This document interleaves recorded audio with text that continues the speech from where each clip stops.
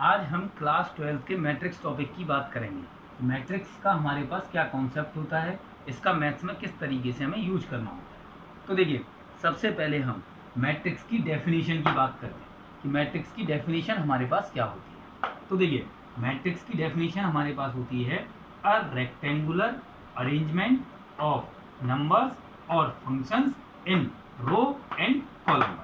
हमें यदि रो और कॉलम की फॉर्म में कुछ नंबर्स या फंक्शंस को अरेंज कर दिया जाए तो वो हमारे पास मैट्रिक्स कहलाती है। अब बात आती है कि ये जो मैट्रिक्स होती है, रो और कॉलम से हमारा क्या कंक्लूजन निकल के आता है। यदि हम कुछ नंबर्स को इस तरीके से अरेंज कर दें, कुछ भी हो हमारे पास इनकी जगह पर, इस तरीके से यदि हम अरेंज करते हैं तो ये हमारे पास रो कहलाती है। Row first, row second. ये हमारे पास कॉलम फर्स्ट, कॉलम सेकेंड और कॉलम थर्ड कहलाता है। यदि हम इस वाले अरेंजमेंट की बात करें तो नंबर्स को हमने रो और कॉलम की फॉर्म में अरेंज किया हुआ है, चाहे यहाँ पे ए बी सी 1 2 3, चाहे अल्फ़ाबेट्स हो हमारे पास, चाहे एलिमेंट्स हो हमारे पास, चाहे हमारे पास नंबर्स हो, चाहे फंक्शंस हो, चाहे किसी का नाम हो, हम किसी भी चीज़ को इस तरीके से अरेंज कर दें तो वो हमारे पास मैट्रिक्स बन जाएगी, बशर्ते यदि इन्हें एक स्पेशल नोटेशन दे दिया जाए। और स्पेशल नोटेशन देने के लिए हम इन एलिमेंट्स को या तो इस तरीके के ब्रैकेट में बंद करते हैं, या ये वाला ब्रैकेट हम यूज कर सकते हैं, या ये वाला ब्रैकेट हम यूज कर सकते हैं। यदि किसी भी मैट्रिक्स के नोटेशन की हम बात करें, ए बी सी 1 2 3 इस ब्रैकेट में लिखा, चाहे इस ब्रैकेट में लिखें, चाहे इस ब्रैकेट में लिखें, तीनों का मतलब ही हमारे पास मैट्रिक्स से रिप्रेजेंट होता है। हमें एक बात बहुत अच्छी तरीके से इस चीज़ के लिए समझनी है कि ये दोनों नोटेशन तो ठीक है, हमें समझ आ जाते हैं, लेकिन यदि हम इस नोटेशन की बात करें तो दोनों साइड में हमारे पास दो सीधी लाइन्स होती हैं, क्योंकि यदि एक सीधी लाइन से हम रिप्रेजेंटेशन दे दें तो ये मैट्रिक्स ना बनकर डिटर्मिनेंट बन जाती है, जो हमारे पास नेक्स्ट टॉपिक आता है। लेकिन फिलहाल की यदि हम बात करें तो समझने की बात, ये याद रखने वाली बात इतनी सी है कि हमारे पास यदि दोनों साइड में डबल लाइन दे रखी हों तभी वो मैट्रिक्स होगी, अदरवाइज वो मैट्रिक्स नहीं होगी। इस तरीके से हम मैट्रिक्स को रिप्रेजेंट करते हैं, जिसमें जिनको भी हम अरेंज कर रहे होते हैं, चाहे वो नंबर्स हों, चाहे एलिमेंट्स हों, चाहे वो कुछ भी हो, ये हमारे पास मैट्रिक्स की या तो एंट्रीज कहलाती हैं या एलिमेंट्स कहलाते हैं। इन्हें हम इस मैट्रिक्स के या तो एलिमेंट्स बोलते हैं या एंट्रीज बोलते हैं। इसी के साथ साथ इस तरीके से अरेंजमेंट रो कहलाती है और इस तरीके की अरेंजमेंट हमारे पास कॉलम कहलाती है। अब चलते हैं इसकी आगे। देखिए, सबसे पहली चीज की हम बात करें कि इसमें हमें कहाँ पे किस तरीके से इस चीज की जरूरत हुई है, तो मानकर चलते हैं किसी भी घर में हमारे पास 3 बच्चे हैं, राहुल, सुमित, हंस। मान लिया हमारे पास 3 बच्चे हैं किसी भी घर में, राहुल, सुमित और हंस। वो किसी भी कक्षा में, किसी भी क्लास में कुछ सब्जेक्ट्स में मार्क्स लेकर आते हैं। मान लेते हैं हिंदी, इंग्लिश, मैथ्स और साइंस। मान लेते हैं राहुल को हिंदी में 2 10 में से, इंग्लिश में 5, मैथ्स में 4 और साइंस में 3 नंबर मिले हैं। सुमित को हिंदी में 8, इंग्लिश में 9, मैथ्स में 10 और साइंस में 8 नंबर मिले हों। हंस को हिंदी में 7, इंग्लिश में 7, मैथ्स में 8 और साइंस में 5 नंबर मिले। इस तरीके की अरेंजमेंट को हम पुरानी क्लासेज में या पुराने तरीके से यदि इस अरेंजमेंट की हम बात करते तो हम इसे एज अ टेबल में दिखा सकते थे कि टेबल इस तरीके से बना दी। ये टेबल हमें इस चीज़ को शो करती है कि राहुल ने हिंदी में 2 नंबर पाए हैं, इंग्लिश में 5, मैथ्स में 4, साइंस में 3 नंबर मिले हैं। ये टेबल हमें एक इन्फॉर्मेशन देती है, उस इन्फॉर्मेशन से हम ये पता लगा पा रहे थे किसके कितने मार्क्स हमारे पास आए हैं। लेकिन सबसे बड़ी बात जो हमारे पास आई वो हमारे पास आनी थी कि जब हम टेबल्स की बात करते हैं तो हम एक जगह पर फेल होते हैं मैथमेटिकली ऑपरेशंस लगाने। कि हम इन टेबल्स को किस तरीके से एडिशन करें, किस तरीके से सब्ट्रैक्शन करें, मल्टीप्लिकेशन करें। वहाँ हमें जब एक प्रॉब्लम को फेस करना पड़ा तो हमने एक मैथमेटिकली ऑपरेटर, मैथमेटिकली एक नंबर्स या मैथमेटिकली फंक्शन हमने एक बनाया जिसको हम मैट्रिक्स कहते हैं। इसके अकॉर्डिंग हमने इस पूरे डाटा को इस तरीके से रेक्टेंगुलर ब्रैकेट में बंद किया। जब हम इसे रेक्टेंगुलर ब्रैकेट में बंद कर रहे हैं तो ये हमारे पास एक मैट्रिक्स की फॉर्म बना देता है, जिसमें रो हमें उस स्टूडेंट की बात कर रहा है कि ये किस स्टूडेंट को इंडिकेट करता है, जबकि एक कॉलम हमें सब्जेक्ट को डिनोट करता है कि एक सब्जेक्ट में इस स्टूडेंट के कितने मार्क्स हमें मिले हैं। अब टेबल और मैट्रिक्स में सबसे बड़ा अंतर जो हमारे पास आया वो यही आया, टेबुलर अरेंजमेंट में हम मैथमेटिकली ऑपरेशंस यूज करने में थोड़ी सी डिफिकल्टी फील कर रहे थे, जो कि हमने मैट्रिक्स में उन डिफिकल्टीज को दूर किया और एक मैथमेटिकली कॉन्सेप्ट बनाया, मैथमेटिकली एक अरेंजमेंट बनाई जिससे हम एडिशन, सब्ट्रैक्शन, मल्टीप्लिकेशन इनकी बात कर सकते हैं।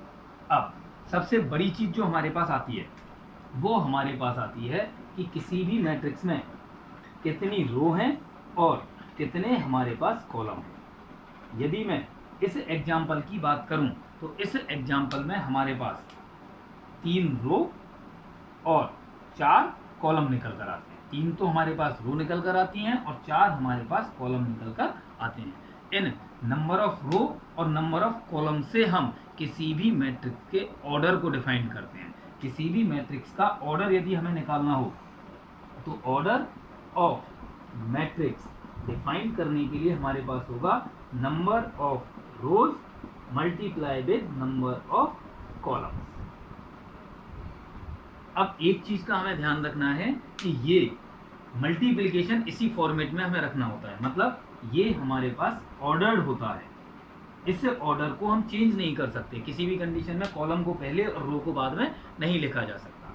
यदि मैं इसकी बात करूं तो इसमें हमारे पास 3 रो और 4 कॉलम थे, तो इस मैट्रिक्स की ऑर्डर हमारे पास आ जानी थी 3 × 4 या 3/4। इसको हम बोलेंगे 3/4। इस मैट्रिक्स की ऑर्डर हमारे पास होगी 3/4। अब यदि इस मल्टीप्लिकेशन को हम प्रोडक्ट लें, इस मल्टीप्लिकेशन का यदि प्रोडक्ट किया जाए, जो इनका रिजल्टेंट होगा, रिजल्ट प्रोडक्ट जो निकल कर आएगा वो उस मैट्रिक्स में नंबर ऑफ एलिमेंट्स को रिप्रेजेंट करता है कि इस मैट्रिक्स में हमारे पास टोटल नंबर ऑफ एलिमेंट्स कितने हैं। यदि हम इसमें बात करें तो 3 × 4 = 12, तो इस मैट्रिक्स में हमारे पास टोटल एंट्रीज 12 दे रखी है। ये हमारे पास नंबर ऑफ एलिमेंट्स हो गया और ये हमारे पास उसकी पोजीशन के अकॉर्डिंग ऑर्डर को रिप्रेजेंट करता है। अब बात आती है इसके बाद में कि हम हर एलिमेंट की एक पोजीशन फिक्स करते हैं कि कौन सा एलिमेंट किस पोजीशन पर है और किस पोजीशन पर नहीं है। यदि मैं इस 5 की बात करूं तो ये 5 हमें दिखाता है element of first row, first column, second column. तो ये किस में दिखाएगा? And second column. जो हमारे पास 5 एलिमेंट है ये वाला, ये हमें दिखाता है कि ये इस मैट्रिक्स की पहली रो और सेकंड कॉलम का एलिमेंट है। ऐसे ही यदि हम 10 की बात करें तो फर्स्ट रो, सेकंड रो, तो ये हमारे पास सेकंड तो रो में आया और थर्ड कॉलम में, पहला कॉलम, दूसरा कॉलम, तीसरा कॉलम, तो इसको हम कहेंगे सेकंड रो थर्ड कॉलम का एलिमेंट होने का। जिस तरीके से हम ऑर्डर में इनके ऑर्डर को चेंज नहीं कर सकते कि 4 इधर लिखा जाए, 3 इधर लिखा जाए, उसी तरीके से एलिमेंट की पोजीशन पर भी हम रो और कॉलम की पोजीशन को आपस में इंटरचेंज नहीं कर सकते हैं। पहले रो का नंबर लिखा जाना है और फिर हमारे पास कॉलम का नंबर ही लिखा जाएगा। इसी चीज़ के लिए हम इसे एक जनरल नोटेशन दे देते हैं। जनरल नोटेशन हमारे पास क्या होगा? किसी भी एलिमेंट का ए के बाद जो पहला सफिक्स लगाया जाएगा वो पहला सफिक्स इसके रो के नंबर को रिप्रेजेंट करेगा और जो दूसरा सफिक्स लगाया जाएगा वो इसकी कॉलम की नंबर को रिप्रेजेंट करता है।